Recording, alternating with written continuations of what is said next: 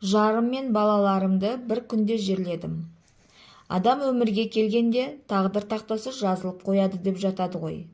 Менің маңдайыма ата-анадан ерте айырылып, жетімдер үйінде өсу жазылған екен. Анам электр тогына жалғанатын шәйнекті қосып жатып, ток соғыпты. Әкем анамды құтқарамын деп тартқанда бірге көз жұмған екен. Әжем кәрі болғандықтан мені жетімдер үйіне алып кеткен екен. Мен әке-шешемді білмеймін де, өте кішкентай болыппын. Олар туралы айтып беретін әжем де өмірден өтіп кеткен. Жүрегімде ата-анаға деген сағыныш мәңгі сақталған. Жұрт жетімдер үйінде өскен балалар қатыгез болады деп жатады ғой. Біздің жүрегіміз қатайып кеткенімен адамгершілігіміз жоғары болады. Біз жақсылықты ұмытпаймыз және адамның қадірін білеміз. Әлсіздерді қорғаштап жүреміз. Мен ол кезде 5 жаста. Түскі уақыттан кейін жетімдер үйінің меңгерушісі бір кішкентай қызды қолынан жетелеп ертіп келді. Балалар, мұнда қараңдар, мына қыздың аты Сания. Бүгіннен бастап бізбен тұратын болады, деді Сания. Бойы кішкентай ғана, қой көзді, бұйра қоңыр шаштары бетіне түсіп тұратын, сүйкімді қыз болатын. Жасы небәрі 3-те. Ата-анасы жол апатынан көз жұмған не екен? Басқа ешкім жоқ болғандықтан осыны әкелген екен. Ол мөлдіреген көзімен жан-жаққа үрке қарайды. Менің оған жаным ашып кетті. Санияның кішкентай ғана қолдарынан жетелеп ойын алаңына алып келдім. Қыздың қуанышында шек жоқ. Бірақ оның соншалықты кішкентай екеніне қарамастан көзіндегі мұңы терең болатын. Сол күннен бастап мен Санияны қасымнан шығармайтын болдым. Оны қарындасым секілді қорғаштап жүретін едім. Сол қамқорлығым ержеткен соң үлкен махаббат сезіміне ұласты. Кәмелеттік жасқа толған соң ол жерден кетіп оқуға түстік. Сания менен 2 жыл кеш аяқтады. Мен де, Сания да медициналық институтқа оқуға түстік. Грантта оқығандықтан шәкіртақы алатынбыз. Жатақханада тұрдық. 7 жылдан кейін мен диплом алып жұмысқа орналастым. Сания екеуміз сол жылдарда ажырамас жұп болдық. Бірақ мен қыздың қалауымен үйленуге асықтырмадым. Санияның арманы мықты нейрохирург болу еді. Өмір мен өлімнің арасында жатқан науқастардың жанын аман алып қалу үшін бар жанын салатынын жиі айтатын. Ал ертерек үйленетін болсақ, балалы болып жатса, оқуы аяқсыз қалады ма деп қорқатын. Мен жұмыспен, Сания оқуымен алысып жүргенде 2 жыл өте шықты. 5-6 досымызды жинап, екеуміз неке қидырып, заңды неке куәлігін алдық. Сания да көп ұзамай-ақ жұмысқа орналасты. Оның өз ісінің нағыз маманы екенін көрген аурухана меңгерушісі өзі шақыртып алған. Үйленгеннен кейін 1,5 жыл өткенде үлкен ұлымыз дүниеге келді. Ұлымыз 2 жастан асқанда Сания екеуміз Мәскеу қаласына білімімізді жетілдіруге кеттік.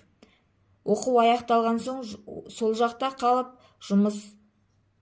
Мәскеуде 2-ші ұлымыз дүниеге келді. Ол жасқа толғанда елге қайтуға шешім қабылдадық. Қазақстанға келген соң біз мықты деген хирург мамандар ретінде таныла бастадық. Осы жақта 3-ші баламыз, яғни қызымыз туылды. Араға 5 жыл салып кенже ұлымыз өмірге келді. Саниям, жан-жарым, жұмысын қатар алып жүріп, маған 4 перзент сыйлады. Екеуміз отасқан жылдарда бетіме келіп сөйлеген емес.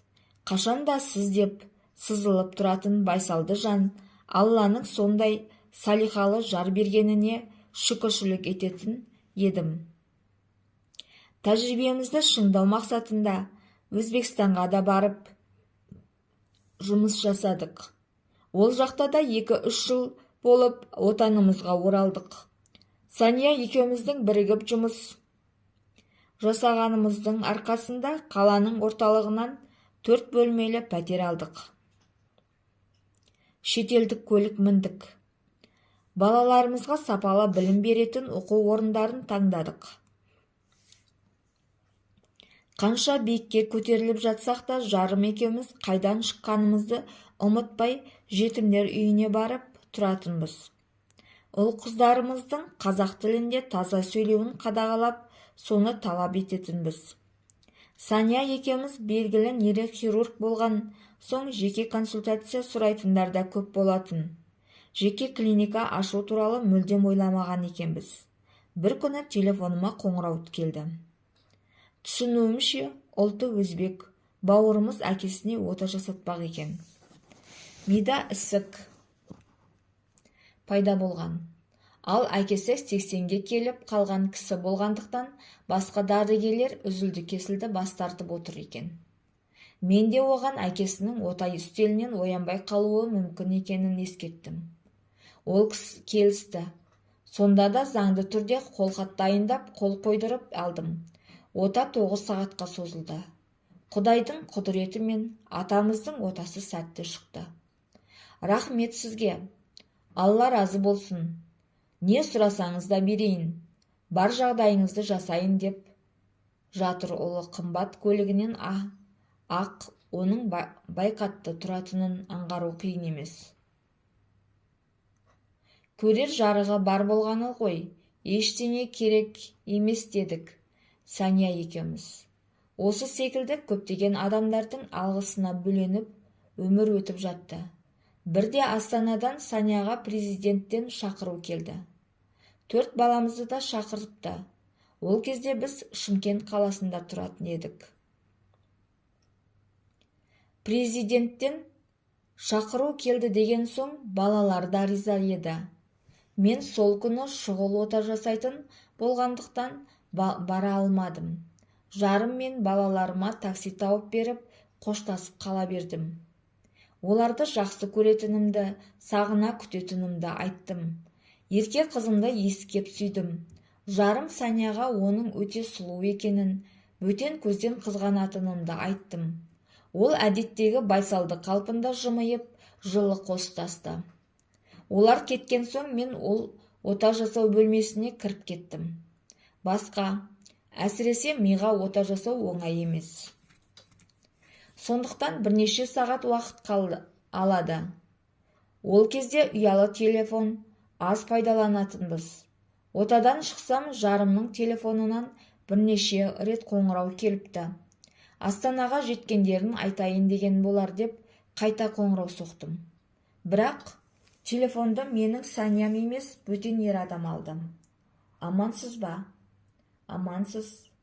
Менің әйелім қайда? Оның телефонына неге сіз жауап бересіз деп ашуланып жатып. Оның өзін кім деп таныстырғанында тыңдап жатпадым. Сіздің жұбайыңыз бен балаларыңыз мінген көлік жол апатына ұшырады. Ертерек осында жетуіңізді сұраймыз дегенде тұрған орнымда сылқ етіп отыра кеттім. Сания қалай? Балаларым қалай? Деп сұрадым, жылап отырып. Оларды ауруханаға алып кетті, деп жауап берді ол. Жеке көлігіммен құстай ұшып айтылған аймаққа бардым. Көліктің сау тамтығы қалмаған. Балаларымның киімдері мен заттары шашылып жатыр. Жүрегім өрекпіп, аузымнан шығардай болып барады. Балаларым мен әйелім қайда дедім, қалшылдап. Қазір сізді оларға алып барамыз, сабыр сақтаңыз деді бірі. Менің көлігімді жол полициясы айдап келеді. Мен 4 балам мен әйелімнің амандығын тілеп келемін. Бірақ бәрі мен күткендей болмады. Олар мені ауруханаға емес, мәйітханаға алып барды. Менің қымбаттыларым жол апатынан тарыдай шашырап қалған екен. Сол мезетте ақ жан тапсырыпты. Кішкентай ғана балапандарым мен Саниям жансыз, қан жоса күйде жатыр. Мен сол жерде есімнен танып қалыппын. Ары қарай не дүние төңкеріліп бара жатқандай болды. Дәрігерлердің көмегімен есімді жиып, үйіме келдім. Таныстар мен ұжымдастардың демеуімен 4 бала мен жарымды жер қойнына тапсырдым. Қара жер қашан тойған еді.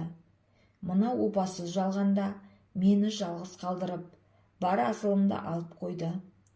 Осыдан кейін мен ел қатарлы өмір сүруден қалдым. Менің де өлгім келді. Жұмысым алданыш бола алмады. Бүкіл отбасымнан бір күнде айырылып қалғанымды, енді оларды ешқашан көре алмайтынымды ойласам, жынданып кете жаздаймын. Шындықты қабылдағым келмеді. Сөйтіп жүргенде қан қысымым көтеріліп, миыма қан кетіп қалған екен. Жан сақтау бөлімінен бірақ шығыппын. Содан кейін комаға кетіп қалған екенмін. Дәрігерлердің айтуынша, мен комада 1 айдан аса жатыппын. Өмір сүргім келмегендіктен болар, есімді жиюым қиын болыпты. Әуелі Алланың, одан кейін білікті мамандардың арқасында ес жидым. Бірақ сол жақ қолым мен аяғым сал болып қалды. Ауруханадан шыққан соң төсек тартып жаттым. Үкімет беретін азын-аулақ ақшаға күтішу жалдадым. Осыған дейін Сания екеуміз жинаған ақшаға өмір сүре бастадым. 8 жыл бойы үлкендерге арналған жаялық памперс киіп жаттым. Кеудеден жан шықпаған соң, адам бәріне көнеді ғой. Бетім бері қарай бастағанда, үйімді сатып, жақсы нейрохирургқа ота Алланың қалауымен. Содан кейін жаймен жүре бастадым.